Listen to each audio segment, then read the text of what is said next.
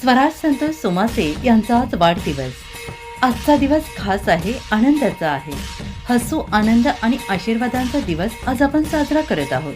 अतिशय नम्र, प्रेमळ आणि गुणी विद्यार्थी चिरंजीव स्वराज संतोष सोमासे याचा वाढदिवस. जन्मदिनांक 10 मार्च 2012 आणि आज तो 14वा वाढदिवस साजरा करून 15व्या वर्षात पदार्पण करत आहे.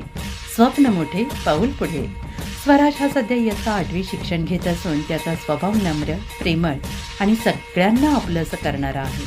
नम्रता हीच खरी ओळख.